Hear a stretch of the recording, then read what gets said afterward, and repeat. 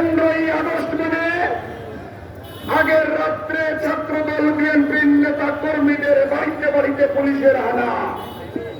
গত 15 বছর 15ই আগস্ট মানে দেশের নেত্রী বেগম খালেদা জিয়ার জন্মদিন যারা পালন করার চেষ্টা করেছিল তাদেরকে মিথ্যা মামলায় জেলে পোড়ার দিয়ে আজকে যার কারণে গত 15 বছর হাজার হাজার নেতা কর্মী গুম হয়েছে, যার কারণে বাংলাদেশে গত 15 বছরে যার নির্যাতনে যার নির্দেশে হাজার হাজার নেতা কর্মীকে বন্ধুত্ব বরণ করা হয়েছে, যার নির্দেশে আমাদের মা বোনদের সাথে খারাপ আচরণ করা হয়েছে, যার নির্দেশে মিথ্যা গায়েবী মামলায় আমাদের নেতা কর্মীদেরকে বছরের পর বছর কারান্তরীণ করে রাখা হয়েছে, যার নির্দেশে আমাদের জনপ্রিয় জনপ্রতিনিধি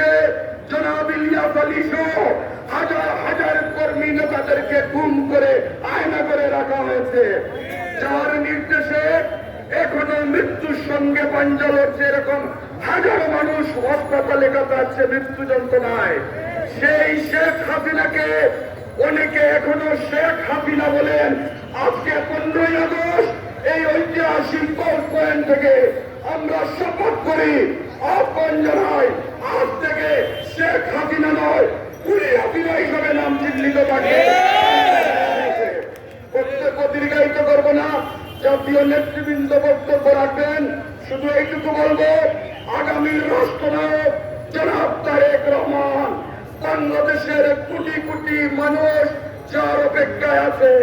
আমরা বিশ্বাস করে আগামী বাংলাদেশ জনাব তারেক রহমানের নেতৃত্বে হবে, যেখানে মানুষের ভোটাধিকার থাকবে, যেখানে গণতন্ত্র থাকবে, যেখানে বাক স্বাধীনতা থাকবে। আমাকে 60 সেকেন্ড সময় দেওয়ার জন্য অনুরোধ করছি। সংগ্রামী সিলেটবাসী, আমরা বিগত সময়ের নির্বাচন লক্ষ্য করেছি।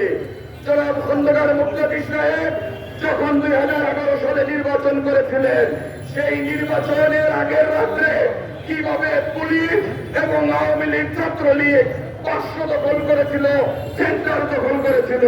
আমরা দেখেছি এই সিটি কর্পোরেশন নির্বাচনের আগে প্রতিটি ওয়ার্ডে আমাদের নেতা কর্মীদের মিথ্যা মামলা দিয়ে জেলে দেওয়া হয়েছে, ঘরবাড়িতে পুলিশি হয়রানি করা হয়েছে, মা বোনদের বেইজ্জতি করা হয়েছে। আজকে সারা বাংলাদেশে 12টি সিটি কর্পোরেশনে অবৈধ মেয়র কাউন্সিলররা বসে আছেন। এই কুখ্যাত আনোয়ারুজ্জামান বাংলাদেশের সম্পদ লুণ্ঠন করেছে, হাজার কোটি টাকা বাংলাদেশ থেকে পাচারে সহায়তা করেছে। সে কিভাবে এখনো মেয়র হিসাবে আছে?